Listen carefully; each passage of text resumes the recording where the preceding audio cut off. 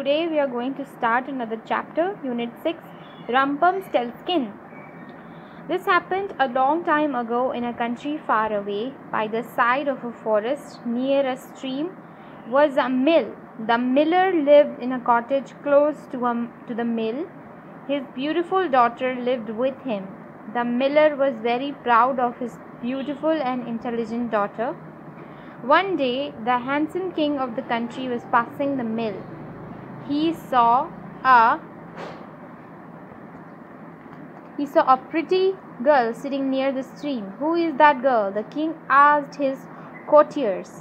"She is the daughter of the miller who lives in the house near the mill." "Your Majesty," said one of the courtiers. The miller heard the voice of people and the neighing of horses. He came and was amazed to see the king on his white horse. He went up to the king and began praising his daughter.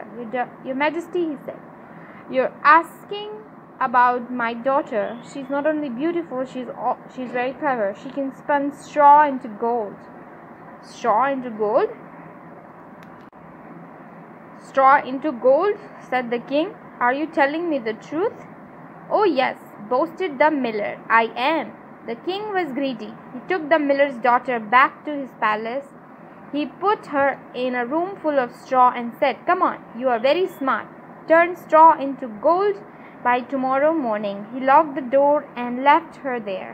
The girl sat on the floor in a corner and wept. All of a sudden, the door opened and a very small, funny-looking man stood in the doorway. "Good evening," he said.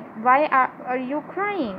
"I have to spin all this straw into gold by tomorrow morning," said the frightened girl. The tiny fellow limped into the room. One of his legs was shorter than the other. "This I shall do for you, my girl. Don't worry," said the funny little fellow.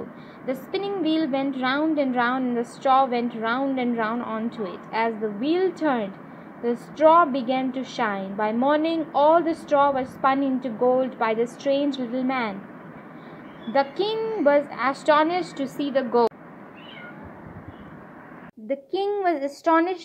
gold. He became greedier. He gave the girl more straw and shut her into the room once more. That night the little man appeared again. This time, after he had spun the straw into gold, he asked the girl for her ring. The third night the king gave her more straw. He said, "You are a very intelligent girl. If you spin the straw into gold, I shall make you my queen." Yes, the little man came again and spun the straw into gold. This time he said, "You will become a queen soon. Then you will have a little prince. You must promise to give me your firstborn child." The girl was ready to promise him anything. She said, "I promise. I shall give you my firstborn child." The king married the miller's daughter. She became a queen. After some time, they had a baby boy. The king and queen were very happy. That very night, the strange man came to the queen. I have come to get my prize," he said. Please don't take my son," cried the unhappy queen. The little man felt sad to see her. He said, "All right, I'll give you 3 days. When I return, you must tell me what my name is. If you guess my name correctly, you can keep your son." The queen was really upset, but she was a clever girl. She sent out all her courtiers to different parts of the country. She told them what the little man looked like. She said, "Find him and find out what his name is. I shall give a bag of gold to the person who will tell me the man's name."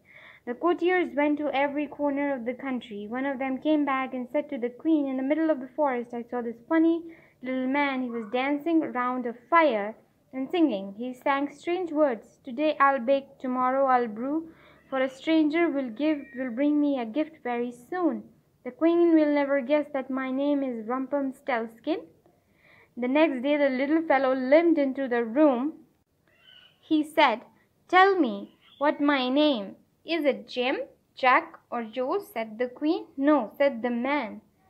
"Is it Tom, Dick, or Harry?" she said. "No," said the man. "Is it Rumpelstiltskin?" she said. "How do you know?" said the angry little man. He stamped his foot so hard that it went right through the floor. He pulled it out and hobbled out of the room. The king, queen, and their little prince lived happily ever after. And no, the queen didn't ever have to spin any more straw into gold. The king was happy. He didn't want any more gold. He knew that the family had made him the richest man in the world.